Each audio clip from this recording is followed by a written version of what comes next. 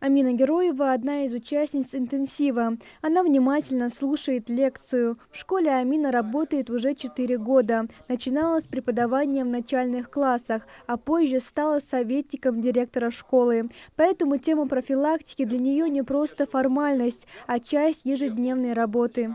О мероприятии мы узнали от своих муниципальных координаторов, соответственно, решили посмотреть, прийти, послушать, так как это очень важно для нашей работы. Мы работаем со школьниками, и до сегодняшний день это для нас актуальная тема.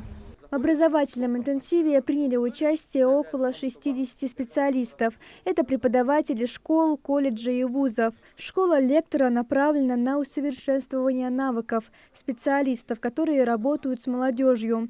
Мы приехали дать специалистам какие-то теоретические знания, попробовать с ними усовершенствовать их практические навыки и дать уже готовый инструментарий, которым они могут пользоваться для того, чтобы проводить мероприятия с молодежью.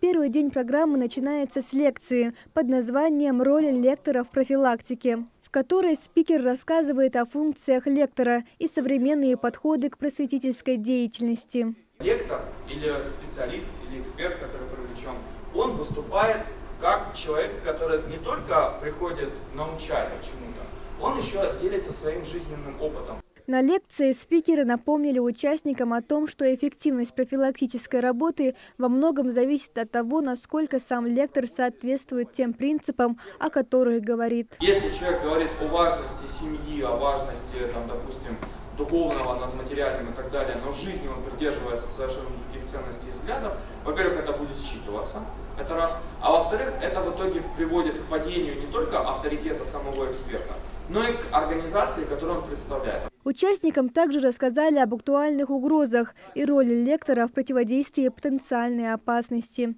Спикеры поделились современными методами работы с молодежью в условиях информационной войны. После лекции пройдут мастер-классы по планированию профилактических мероприятий и управлению дискуссиями, моделирование реальных ситуаций, а также викторина для закрепления знаний. Программа очень насыщенная.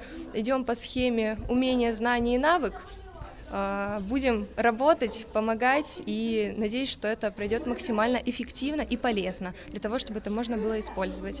Завтра участников ждет второй день программы. В рамках него пройдут мастер-классы и лекции. Также будут моделирование тренингов, деловые игры и упражнения по диагностике настроений среди молодежи. Программа завершится подведением итогов и вручением сертификатов участникам. Такого рода мероприятия очень важно проводить именно с молодыми преподавателями, да, я имею в виду себя, потому что я вот недавно начала свою карьеру, да, работу преподавателем в университете, то есть у меня в основном работа со студентами и со школьниками. Это та самая уязвимая, да, аудитория, которая подвергается воздействию со стороны, да, извне, и с ними приходится очень часто работать, чтобы они не попались, да, под какое-то влияние. Ингушетия стала 8-й площадкой для проведения образовательного интенсива «Школа лектора». За эти 2 дня участники научатся проводить профилактические мероприятия, лучше работать с аудиторией, а также противостоять информационным атакам. Мария Амбата, Хасан Евлоев, Магаз 24.